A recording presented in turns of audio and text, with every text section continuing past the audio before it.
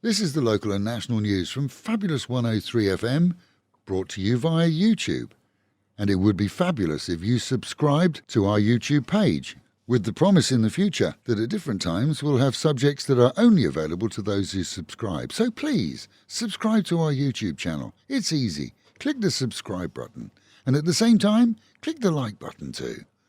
It's all over for the former Nakhon Sawan top cop, nicknamed Joe Ferrari, for his penchant for extremely expensive properties and vehicles, as he, along with 5 of his subordinates, was sentenced to death yesterday after being found guilty of the torture and killing of a drug suspect in their police station. That was caught on camera and spread on social media.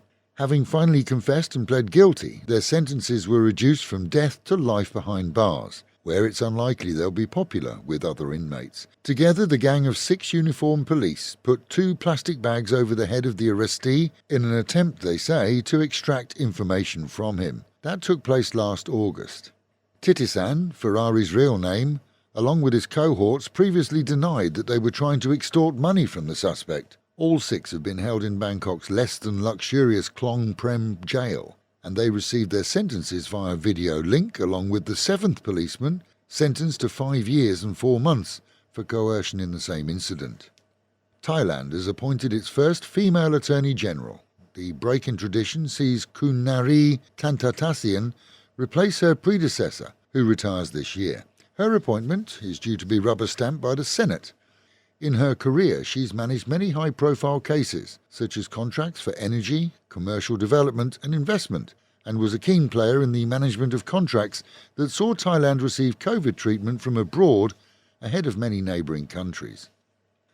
Thai jails are set to open their doors to some 3,000 prisoners, allowing them back into the community after an amnesty was issued for all those involved in cannabis and hemp cases. Current cases not yet heard by courts are to be dropped too. This as Thailand now approves the growing of weed, albeit with low THC content. A further 1,000 jailbirds will, though, remain behind bars, as in their cases they were found guilty of other offences outside of marijuana dealing and growing. Assets seized during raids will in many cases be returned to the newly free, and a committee is to be set up to oversee new policies regarding marijuana starting from today. 3 non-Thais were officially arrested on Phuket, charged with reckless behaviour leading to death, as they remain uncooperative witnesses to the death of a Russian woman who fell from a condo there where all of them had been partying. A Russian, along with a Jordanian and an American, were all being held as of last night in police custody. Meanwhile, at home and in our own region in Sriracha, a father has reported his 12-year-old daughter's teacher to police and pressed charges, claiming that she forced all the children in her class to do 60 squat jumps, an exercise best suited to military recruits and not pre-teen children. The daughter? She was discharged from medical care after a reported 6 days of treatment. The teacher? Well, it's claimed that she gave the punishment after an unknown pupil spilt ink on her desk, perhaps not knowing that the entire episode was somehow caught on camera and of course hit social media. With the imminent return to normal here in the city, the multiple half-finished roadworks around the region are causing concern for many.